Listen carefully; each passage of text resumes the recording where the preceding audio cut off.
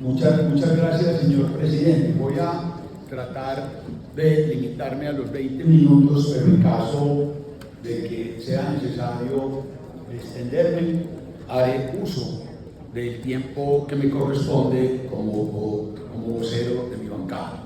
Por favor. Bueno, vamos a empezar por el principio. La Constitución que nos rige. Artículo 58. Se garantiza la propiedad privada. Artículo 60.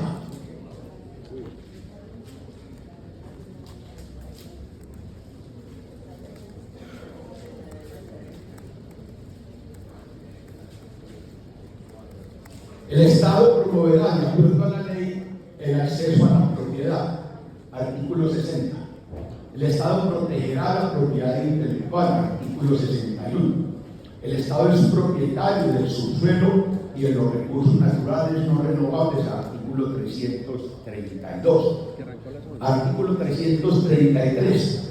La actividad económica e iniciativa privada son libres dentro de los límites del bien común.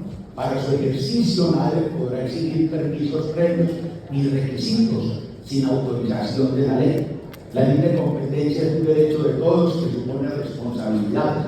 La empresa, como base del desarrollo, es un derecho de todos que supone responsabilidades. El Estado fortalecerá las organizaciones solidarias, estimulará el desarrollo empresarial. El Estado, por mandato de la ley, impedirá que se obstruya, restrinja la libertad económica y evitará o controlará cualquier abuso de personas o empresas que hagan de su posición dominante en el mercado nacional. El artículo 334 es el artículo de intervención económica. La Dirección General de la Economía estará a cargo del Estado. Este intervendrá por mandato de la ley en la explotación de los recursos naturales, en el uso del subsuelo, en la producción, utilización y consumo de bienes y en los servicios públicos y privados para racionalizar la economía con el fin de conseguir el mejoramiento de la calidad de vida de los habitantes, la distribución equitativa de las oportunidades y los beneficios del desarrollo y la preservación de un ambiente sano. El Estado, de manera especial, intervendrá para dar un uso pleno a los recursos humanos y asegurar que todas las personas, en particular las de menores ingresos, tengan acceso efectivo a los bienes y servicios básicos. También para promover la productividad, la competitividad y el desarrollo armónico de las regiones. Arrancamos con esto es esencial. Situarnos donde estamos, cuál es la Constitución que nos rige. Adelante. Entonces la nuestra es una economía de propiedad privada, de libertad económica y de libre mercado, en la cual el Estado interviene para alcanzar objetivos económicos y sociales. El Estado tiene diversos medios de intervención. Uno de ellos es la empresa del Estado. La empresa del Estado es un medio de intervención. Entonces, en el tipo de economía en el que vivimos, este mecanismo de intervención, la empresa del Estado, es un medio, no un fin. No un fin. Y como medio tal, interviene la economía, enseña pues varias cosas. Recomienda que puede haber empresas estatales cuando haya situación de monopolio natural, para evitar abuso de posición dominante. Recomienda que haya empresas estatales cuando se presenten externalidades ambientales que sea de pronto necesario corregir. Recomienda que pueda haber empresas estatales para la provisión de bienes meritorios, también para la provisión de bienes públicos y para el manejo de los recursos naturales. Medio de intervención no fin en sí mismo, la propiedad del Estado en las empresas. Sigamos. Entonces ahí tenemos, la empresa privada es, dice la Constitución, la base del desarrollo económico. La base del desarrollo económico. Al lado de las empresas privadas pueden existir empresas públicas reguladas. Ahí están también empresas privadas reguladas, empresa privada libre, empresa pública y agencia estatal. Cada una de estos mecanismos, instrumentos o instituciones de intervención tiene ciertas características. Por ejemplo, las empresas privadas tienen objetivos comerciales, también las privadas reguladas, las empresas públicas también, pero las agencias estatales como los ministerios, las secretarías no tienen objetivos comerciales, es decir, no tienen que responder por un balance. Las empresas privadas no tienen que tener objetivos no comerciales. Las empresas privadas reguladas sí tienen objetivos, al lado de sus objetivos financieros, deben tener objetivos no comerciales. Ese es el caso, por ejemplo, de las empresas de servicios públicos. La empresa pública, obvio que tiene objetivos no comerciales, y la agencia estatal, eso es lo que justifica su razón de ser. Las empresas privadas se financian con precios, las privadas reguladas con precios regulados y tarifas, las públicas con precios regulados, tarifas, y las agencias estatales con impuestos. El riesgo, la aversión al riesgo en el sector privado puede ser baja, en las empresas privadas reguladas es moderada, en las empresas públicas alta, y obviamente las agencias estatales no pueden incurrir en ninguna clase de riesgo. La intervención del Estado con relación a ellas, con el caso de las empresas privadas, el Estado debe proteger simplemente la libre competencia, esa es la función de la Superintendencia de Industria y Comercio. Con las empresas privadas reguladas existe regulación específica que condiciona su manejo. Con las empresas públicas reguladas también hay regulación y se incide directamente en la administración. Pasemos la otra, por favor. Ahora, me voy a referir acá a algo que es fundamental, el régimen de los servicios públicos domiciliarios. Ahí están los artículos 365, 367 y 368 de la Constitución. La Constitución de Colombia es una de las pocas, hasta donde yo conozco, que tiene un régimen particular de servicios públicos. Y eso se hizo porque en su momento, cuando se desarrolló la Constituyente del 91, había grandes inquietudes y gran malestar por los servicios públicos. Los servicios públicos hasta ese entonces, incluidas las telecomunicaciones, eran prestados exclusivamente por empresas del Estado, y eso había sido hacia principios de los 90, era una situación desastrosa, la prestación de los servicios públicos en Colombia por las empresas del Estado. Entonces la reforma constitucional del 91, además de decir que los servicios públicos son inherentes a la finalidad social del Estado, nos va a decir: podrán ser prestados por el Estado directa o indirectamente, por comunidades organizadas o por los particulares. La Constitución del 91 abrió pues la puerta a la llegada del capital privado a los servicios públicos y a los servicios públicos domiciliarios. También nos dijo que iba a haber tarifas y que esas tarifas iban a tener criterios de costo, es decir, criterios de costo es de recuperación, y criterios de solidaridad y redistribución de ingresos. Y el otro elemento, el artículo 368, autorizó a la nación, a los departamentos y a los municipios para hacer aportes a las empresas de servicios públicos para financiar el acceso de la población de menores ingresos. Se buscaba allí hacer una separación conceptual y funcional de las funciones del Estado con relación a los servicios públicos, de la función empresarial, de la función de regulación y de la función de control. Y vino ese marco legal tan maravilloso que fue la Ley 142 de 1994. 30 años lleva y le ha servido enormemente a este país. Esa ley estableció, y esto es un punto esencial, una nueva figura empresarial. La empresa de servicios públicos creó esa nueva figura jurídica.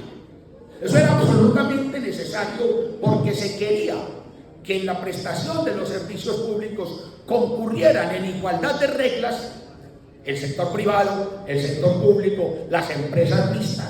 Es decir, que la prestación de los servicios públicos, las empresas estuvieran sometidas a las mismas condiciones regulatorias, de regulación de tarifas, de regulación de precios, de regulación de calidad, independientemente de su propiedad. Esa es para mí la esencia de la ley 142, el régimen empresarial nuevo que allí se creó. Luego vino un régimen de regulación y de tarifas, para lo cual se crearon comisiones de regulación que tenían que vigilar no solo a las empresas privadas, sino también a las empresas estatales o a las empresas mixtas, porque todas estaban, el Estado se separaba, porque es que antes cuál era la situación. La situación era que las mismas empresas estatales eran a la vez empresas, a la vez Estado, y se daban su propia regulación. Por ejemplo, casi todas las empresas de servicios públicos del país, en su mayoría, eran establecimientos públicos. Una figura muy particular, porque el establecimiento público era a la vez empresa, pero a la vez Estado. Como establecimiento público podía poner multas, podía sancionar, podía establecer cláusulas exorbitantes en sus contratos. Entonces, por eso desaparece la figura del establecimiento público y aparecen las sociedades anónimas o empresas industriales y comerciales del Estado u otro tipo de asociaciones, pero en todo caso empresas y nada más, reguladas todas por una autoridad. Se estableció un régimen de subsidios y de contribuciones para todas las empresas. En Bogotá la energía la prestan empresas privadas y hay luz. Y los usuarios de allá reciben los mismos subsidios, y los que tienen que pagar contribución pagan las mismas tarifas de contribución que se tienen en empresas de Medellín. Ese es el régimen de los servicios públicos. Se estableció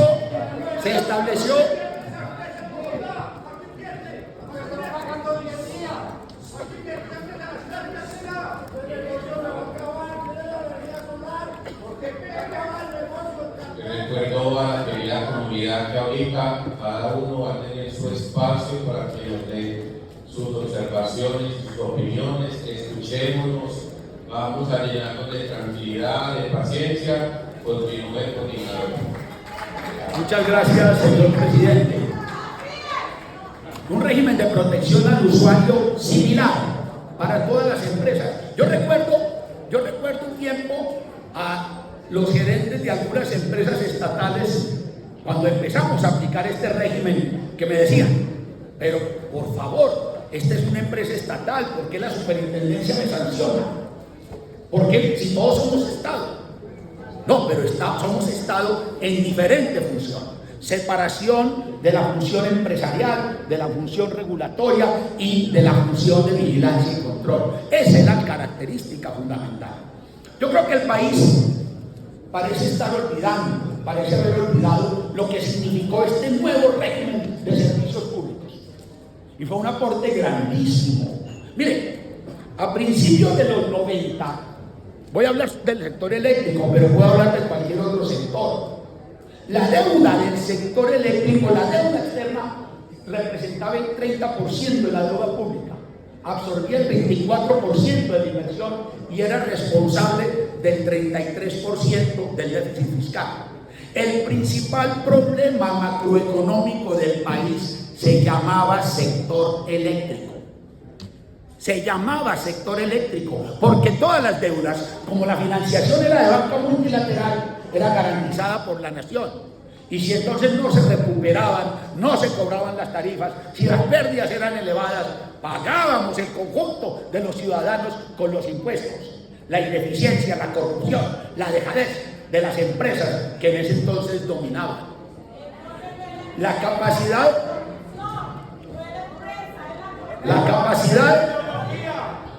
capacidad de inversión que obtuvo el gobierno nacional, las grandes inversiones que desde los 90, el gran gasto en salud, miren el crecimiento del gasto en salud, miren el crecimiento del gasto en educación con los 90, fue posible porque el Estado se liberó de hacer las inversiones en energía eléctrica que acometió con muchísimo éxito el sector privado. El sector privado, y los logros son extraordinarios. En 1992 padecimos un racionamiento y habíamos tenido durante todo el modelo estatal de servicios públicos con solo empresas integradas, el país tuvo 3 racionamientos.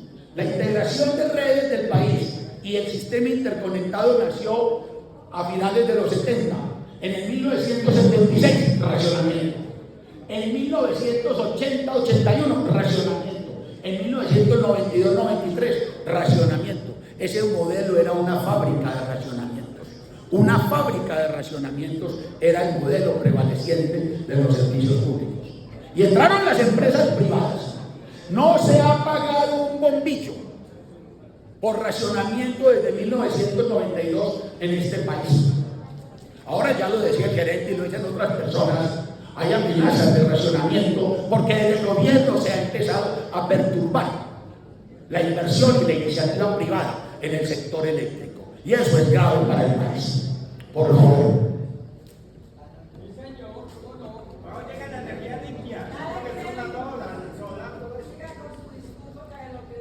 Señor presidente, yo fui profesor muchos años. Entonces yo enseñaba en la universidad una materia que se llamaba crisis y fluctuaciones económicas. La economía capitalista de mercado tiene una característica muy curiosa, y es que en lugar de seguir en su desarrollo una senda continua, tiene ciclos. Suben y bajan. A veces hay grandes expansiones, a veces se deprime la economía y hay recesiones.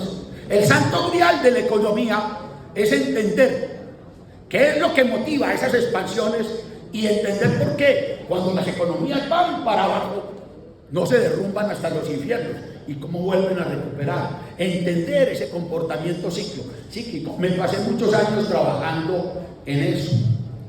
Ese señor es Schumpeter, quien a mi modo de ver dio la mejor explicación de por qué sucedían esas cosas. Él habló, y aquí ya se habló, de innovación, no de invención. Innovación es meter al mercado un nuevo producto, es meter al mercado una nueva técnica de producción para producir productos existentes. Rompe el equilibrio de mercado, porque quien mete un nuevo producto obtiene una ganancia, porque los costos no los conoce el mercado. Los costos se van revelando a medida que el mercado va imitando, y ese es el proceso que provoca la expansión, la imitación generalizada, y ese es el proceso que provoca el crecimiento. Se descubre una nueva fuente de materias primas, un nuevo mercado, una nueva organización industrial, es decir, el paso de un monopolio a competencia o viceversa. Haber vivido, sigamos, por favor. Y hay un concepto que es fundamental.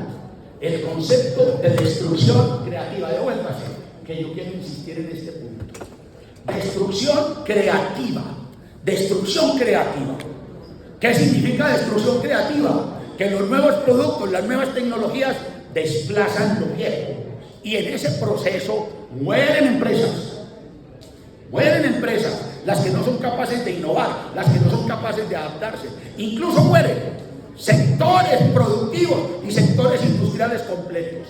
Esa era lo que veía Schumpeter, lo que explicaba, y por eso haber vivido en los 80 y en los 90 fue para un estudioso de estos temas, para un economista como yo, algo maravilloso. Pasen por favor. Vuelvo a las telecomunicaciones. Las telecomunicaciones a finales de los años 80, principios de los 90, eran un oligopolio internacional acartelado. Cada país tenía su empresa de telecomunicaciones, monopólicas, prestaban todos los servicios. Y se reunían, tenían la Unión Internacional de Telecomunicaciones, con sede en Suiza, y anualmente se reunían para arreglar los precios de los mercados. usted me cobra tanto por llamar acá, yo le cobro tanto por llamar a usted, y establecían todo ese sistema. Ese es el tema de las telecomunicaciones. Y durante muchos años se desarrollaron así. Cada nación, una empresa. La única excepción era Estados Unidos, que tenía una empresa privada, pero una empresa monopólica terriblemente regulada. Esa era el tema. Pero empezaron a pasar cosas.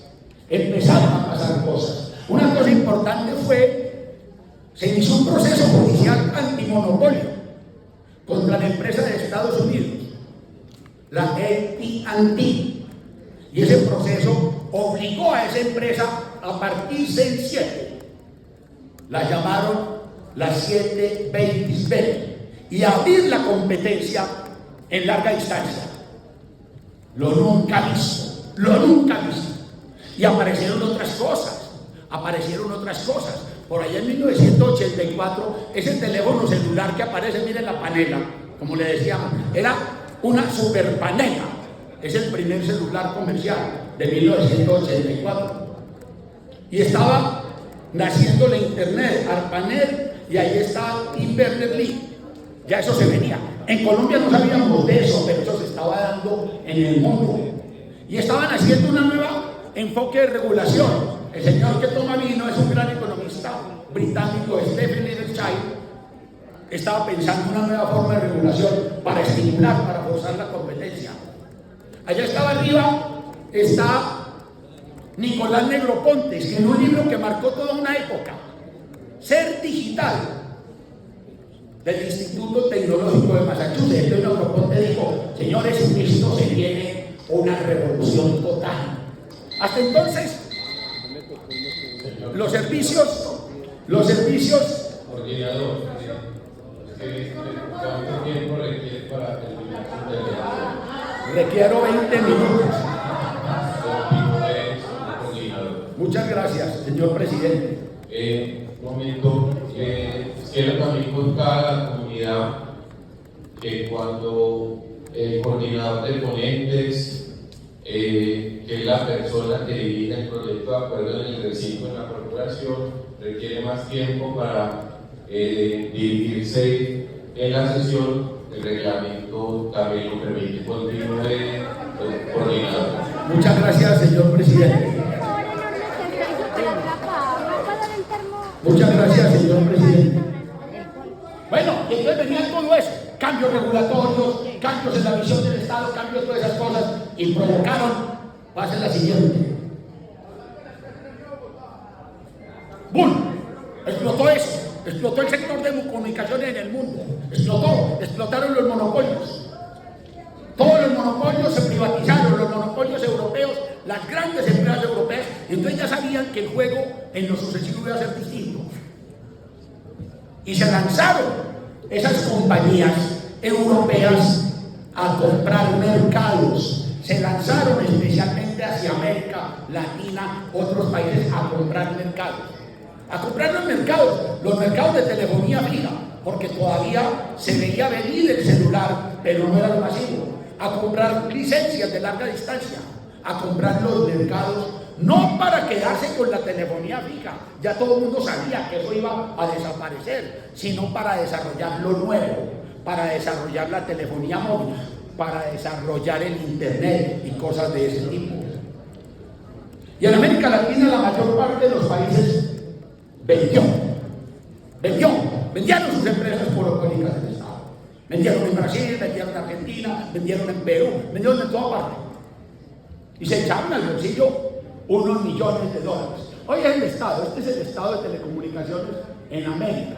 Lo amarillo es privado, lo estatal, esto queda más bien poco. Y en el mundo, China, los chinos, por ejemplo, ¿sí? Las grandes empresas chinas cotizan en las bolsas.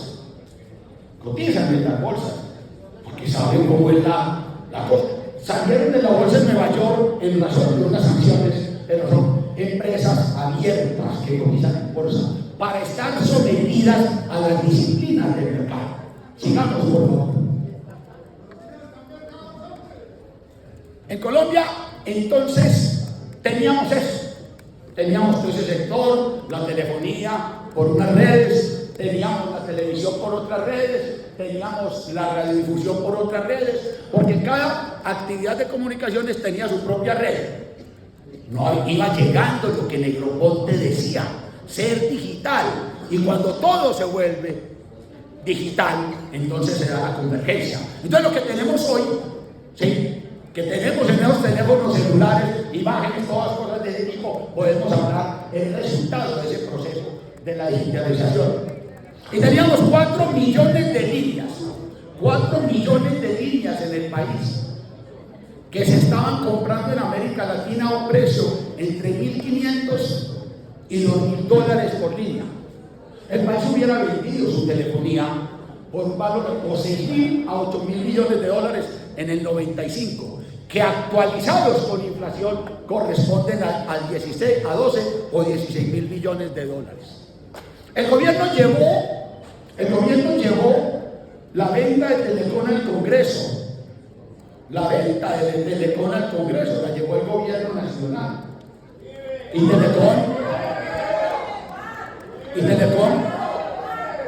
Telecom provocó una huelga brutal. Yo creo que nadie se imagina hoy que uno puede estar incomunicado del resto del mundo. En ese entonces sí, una empresa bloqueó el país y nos dejó durante 2 semanas sin comunicaciones. Y puso al gobierno de rodillas. Lo puso de rodillas. Entonces el gobierno renunció. También en Medellín propusimos, siga por favor. Propusimos en Medellín también. Yo estaba ahí. Yo propuse, estuve en este consejo, proponiendo la enajenación del negocio de telecomunicaciones. Hace 30 años estaba acá proponiendo eso. Hubiera sido una venta maravillosa, hubiera sido un ingreso maravilloso para la ciudad, hubiéramos salido, todo el mundo estaba de acuerdo con esa cosa. Ahí está, ese es el estudio, ahí está la portada del estudio y ahí está lo que proponíamos, muy parecido a lo que estamos proponiendo, vender y hacer inversión y cosas de esas. Sigan por favor. Decíamos esto, en 1994, el enfoque comercial, la desregulación y una variable tecnológica muy dinámica han hecho que de las telecomunicaciones un sector de grandes riesgos para el capital. Lo anterior tiene claras implicaciones sobre el manejo de los dineros públicos. Si además se toma en cuenta que los estados tienen otras prioridades en sus programas de inversión social, se entiende por qué en la mayoría de los países donde se ha implementado la reestructuración del sector, los capitales públicos van de salida. Y fueron de salida. Pero aquí en Colombia no dejamos que se fueran de salida. Sigan, por favor. Bueno, esto es otra reiteración de ese tema. Sigan, por favor. Entonces, esto es lo más. Aquí está. No deje, tranquilo. Aquí está. Tranquilo. Aquí está, por ejemplo, lo más representativo, la acción de la empresa de teléfonos de Bogotá. La empresa de teléfonos de Bogotá tenía 1.200.000 líneas. Antanas Mocus trató de venderla. Yo vendamos esto. Y entonces no dejaron allá, no, lo público de gente, me faltas. Sí. Y entonces le dio una salida, logró venderle un poquito a los fondos de pensiones y ahí están atrapados todos. Miren, eso no vale nada. No vale nada esa compañía. No pudo progresar, no pudo innovar, no pudo hacer absolutamente nada. Fue arrasada en el sector de comunicaciones. Lo mismo pasó con Telecom. Hoy Telecom no vale nada. Está atrapada ya. Lo mismo pasó. Sigamos. Lo mismo pasó con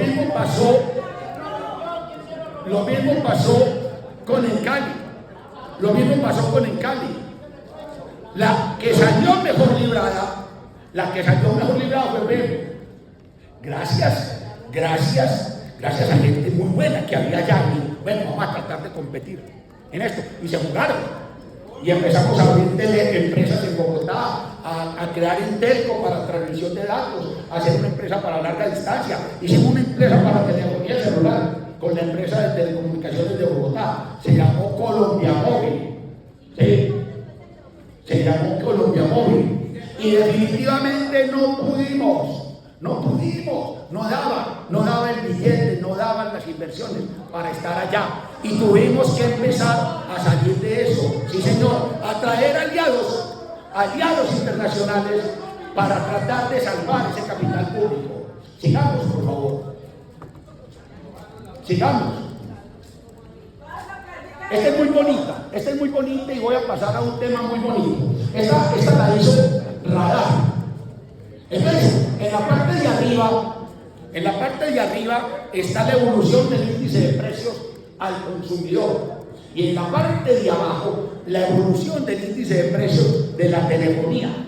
Por efecto de la innovación tecnológica, del avance, esos precios son hacia abajo. Ese es un sector que tiene claras características de monopolio natural, donde es difícil que pueda haber una multiplicidad de actores. Pase, por favor.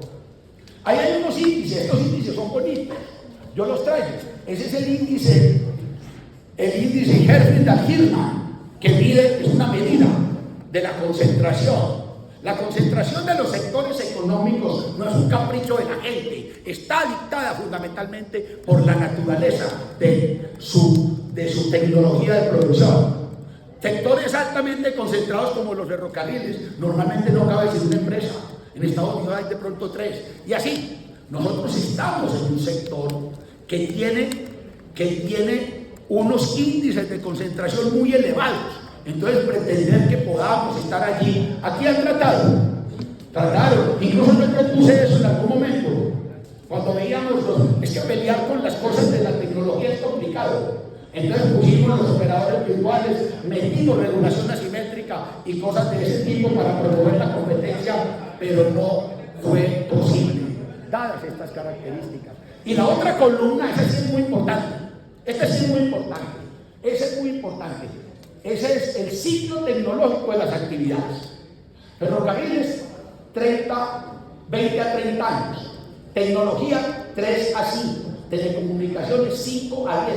Aviación comercial, 15 a 25. Energía gas, 20 a 30. Automotriz. Y ahí estamos con sectores que exigen grandísimas inversiones cada rato por la revolución tecnológica. Sigamos, por favor. Este es muy bueno. Aquí han traído los compañeros de PM toda esa cosa del beta. Yo trato de ser un poco más sencillo en mi expresión. Entonces, el beta es una medida del riesgo. Punto. Es una medida del riesgo. Telecomunicaciones es altísimo, energía y petróleo altísimo. En seguros altísimo, en bienes raíces alto. En consumo moderado, consumo básico bajo, electricidad, gas, las utilities bajo, donde estamos, riesgo bajo. Entonces se cumplen 2 condiciones, riesgo bajo, ¿para qué? Para preservar el capital público. Siga, por favor. Hombre, hay un aspecto que a mí me ha preocupado, yo lo he hablado mucho en este consejo. ¿Sí? Hay cosas que se ven y otras que no se ven. Lo que se ve y lo que no se ve. Porque es que en la economía, cuando uno toma una decisión, cuando toma una acción, dejó de tomar un montón de opciones. Elegir es renunciar. Yo, por ejemplo, cuando elegí casarme con Gloria, renuncié a 3.557 millones de mujeres y estoy pues muy orgulloso de esa decisión. Te amo, mujer, me está viendo, tenía que saludarme. Entonces, 300.000 millones de pesos metimos en esa capitalización. Doctor John, mire, con esos son 30 megavatios de hidráulica, esos son 42 megavatios de eólica, 83 de energía solar. Yo no sé en cuánto podamos vender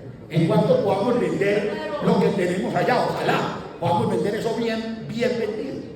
Pero invertir eso, y ya los señores Lucas nos explique ahora, en PCH regalos, a montar PCH sería maravilloso, una oportunidad grande para la empresa. Sigamos, por favor.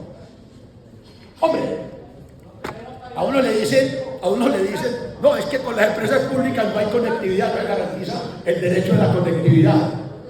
Entonces uno pone en perspectivas esas afirmaciones, ¿cierto? Entonces viene 1994. 1994, todas las empresas estatales, y teníamos 4 millones de líneas fijas para 35 millones de habitantes. Esa es la conectividad. Uno iba, empresas públicas eran las mejores. Uno iba a pedir un teléfono y decía, lo pongo en la lista de espera. Listas de espera de años. Yo no sé cómo estaríamos hoy si hubiéramos entregado la celular a Telecom. Estaríamos esperando años para tener un maldito teléfono. No sé, por Dios. Pero miren ahora entonces, ¿cómo estamos hoy en conectividad? 87 millones, 87 de líneas móviles. Casi 2 por cada habitante. Y 50 millones de internet móvil para 53 millones de habitantes. No, señores, no digan que la actividad del sector privado no garantiza conectividad. Vean las cifras.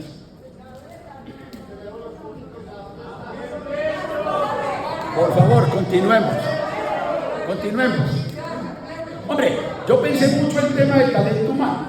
Ese tema me ha preocupado. Y me reuní con el doctor Carlos Blanco, que nos acompaña hoy, su gente, sí, para preguntarle, bueno, ustedes son unos villanos, sí, según me han dicho los sindicatos. Le dije, vengo a ver cuántas sanciones tienen del ministerio, de las autoridades, por incumplir las convenciones colectivas, por violar los derechos de los trabajadores. Cero. Una empresa cumplidora de la ley. Ahora, otra cosa. Entonces ahorita nos dicen, vean las paradojas, que es que si EPM sigue allá, nos evitamos lo que ellos llaman, entre comillas, masacre laboral. Con EPM allá en 2014 había 3.500, hoy hay 800. Uno tiene que salvar primero las compañías. Yo fui gerente de una empresa de acá del municipio, yo fui gerente de las terminales de transporte. Sí. En mi época yo he tenido mis experiencias. La cogí con 400 empleados. Estuve año y medio. Eso iba para la quiebra. Me daba vergüenza. Una empresa comercial, a mí me daba vergüenza ir a la mesa de gobierno a decir, deme plata. Pero porque era plata. Usted no vende pues allá servicios. Usted no le vende a los buses para que salgan y cosas de esas. A mí me daba vergüenza tener una empresa comercial que le pedía plata al municipio. Y sí, yo la dejé con 120 y funcionando. No, es que las empresas, ni las privadas, ni las mixtas, ni las públicas, son entidades de beneficencia. Si hay que optimizar el recurso, pues se optimiza. O si no, las empresas se quiebran. Las empresas se quiebran y empiezan a depender de los subsidios y de los impuestos de todos. Ahora, esto me gusta otro, ¿cierto? Me gusta un tema. Vean, aquí, 1993, vuelvo allá. El sector de las comunicaciones, pues. Esos eran los empleados que había. 23.000 personas estaban empleadas en las telefónicas. Mira lo que ha pasado. En 2014, 20 años después, había 380.000 personas ocupadas en el sector de información y telecomunicaciones.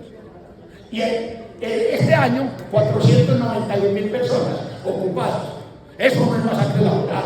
Obviamente hay algunas empresas que tienen dificultades, pero lo importante es la dinámica general de los sectores, donde hay unos que ganan, crean empleo y progresan.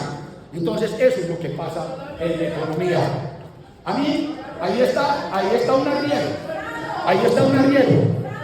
Doctor Orlando, déjeme le cuento una cosa. A principios del siglo XX, la actividad económica que más empleo generaba hacia 1910 era la arriería. Los arrieros iban, las cotizas, las fondas camineras, los arrieros, era una generación de empleo monstruosa generación de empleo. Entonces los sindicatos de arrieros de esa época se pusieron en huelga y dijeron, no se puede destruir el empleo. Y entonces hoy estamos como estamos.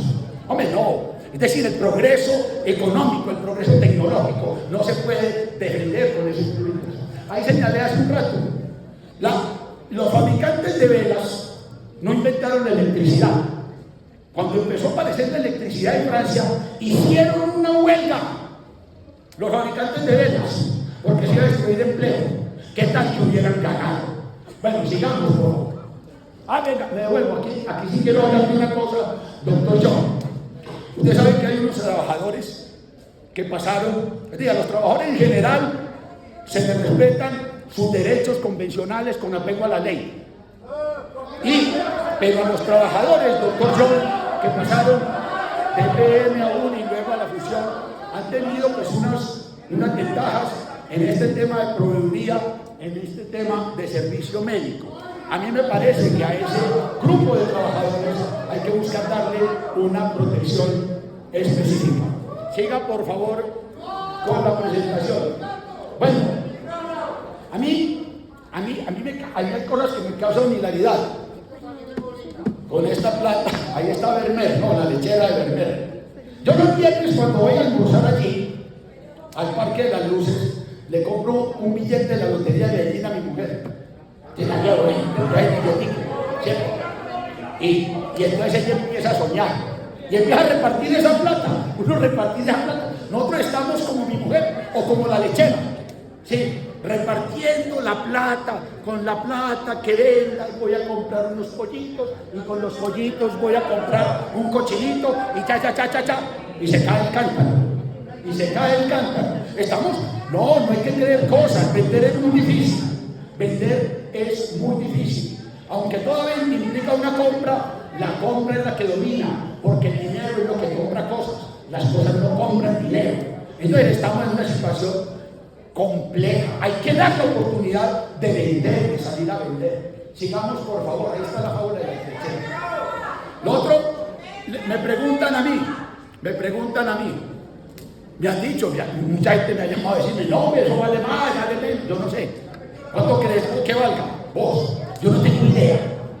Yo no soy banquero de inversión. Yo soy concejal de Medellín, yo no soy banquero de inversión. No soy. Yo puedo hacer cálculos. Claro, yo puedo hacer cálculos. De la misma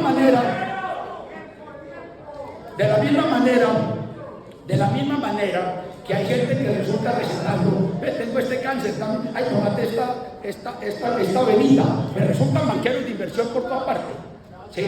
Pero a mí me parece, porque es que un bien económico, ahí lo pongo, un bien económico es un objeto o una acción del mundo físico localizado en un momento del tiempo y en un lugar del espacio. Una Coca-Cola tiene muchos precios, entonces vamos a ver, hay un valor estimado, hay un valor en libros y hay un rango de precios de una valoración que se hizo hace unos días. Yo no le voy a pedir que me hagan una valoración express. ¿Cómo para qué? Una valoración en unas circunstancias que pueden ser muy distintas a las que se presenten cuando se dé la autorización. Es que el precio, la gente cree que el precio o el valor de las cosas es como una vaina de una corporeidad, ¿cierto? Que es como tocar el coso y que uno lo toca. No. El valor no existe por fuera de la conciencia de los hombres. Y el precio se forma en el momento de la transacción y depende de un montón de factores. Entonces yo no sé cuánto vale, pero confío en esas estimaciones que nos han traído juiciosamente los expertos de PM, que no han dicho nada, no, se han dicho. Sigamos, por favor. Hay otro tema que me tiene perturbado.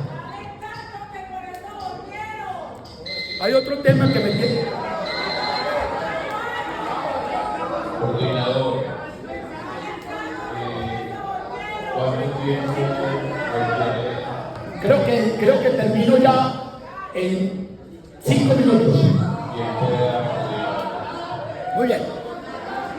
Entonces a uno le dice, hay personas a las que se les perturba la conciencia y le dicen, no, ¿y qué pasa si vendemos?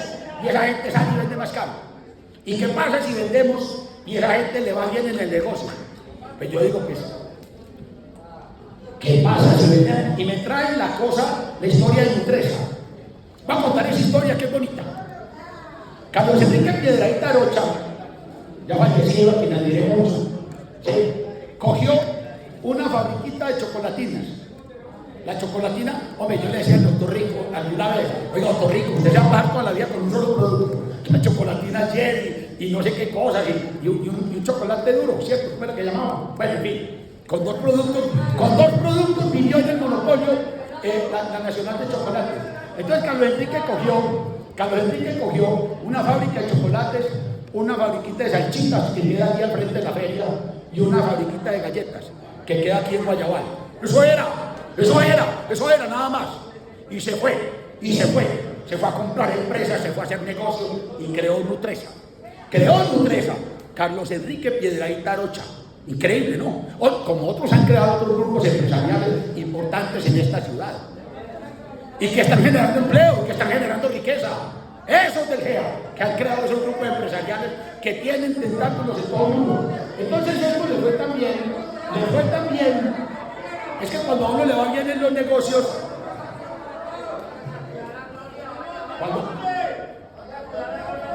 cuando a uno le va bien en los negocios, no importa, van oyendo algo, oye.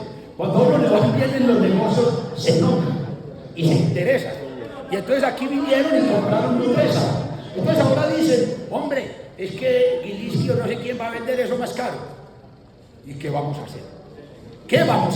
Ese es el capitalismo. El capitalismo es ver las oportunidades de mercado antes que los demás. Y no hay que tener vergüenza de eso.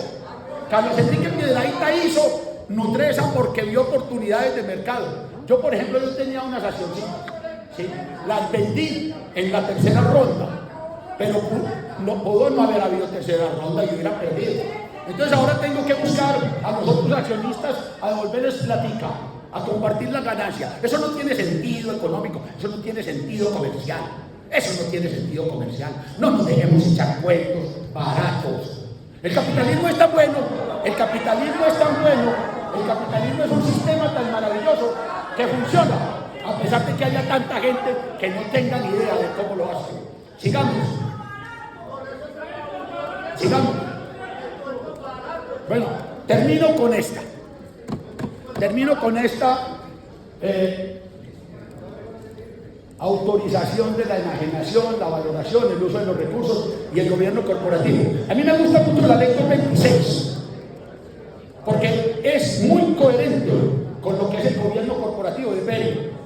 Le dice al Consejo, autorice la enajenación, pero no le dice, no, autorícela y póngale un piso al precio. No, eso no es asunto mío.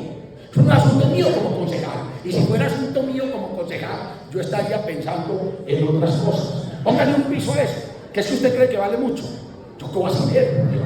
Yo autorizo. Ahora, es a la entidad territorial la responsable de hacer el programa de enajenación, no el Consejo de Medellín.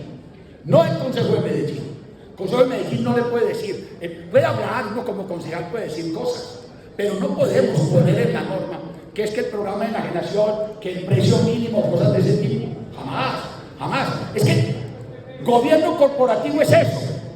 Aquí hay gente que se tapa la boca hablando de gobierno corporativo y cuando lo ve en la vida entonces ya no entiende. Gobierno corporativo es eso, que cada loro en su estaca. La estaca de nosotros es el Consejo y es aprobar eso. Y EPM se va, hará su programa de enajenación, hará su proceso. Y el uso de los recursos,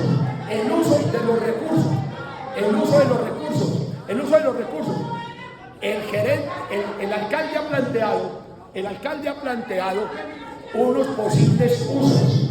Yo he entendido porque es que gobierno corporativo es eso, que el alcalde va a presentar esas opciones de utilización a la junta directiva y será esa junta la que lo apruebe. Eso es gobierno corporativo. Bueno, de manera que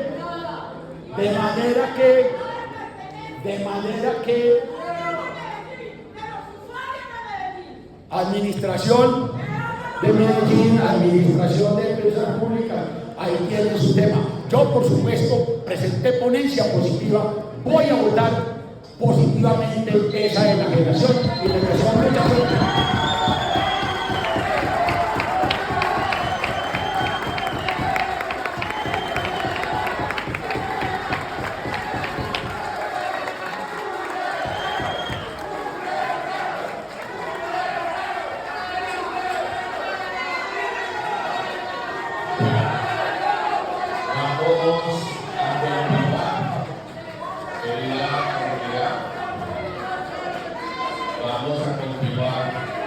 con el debate.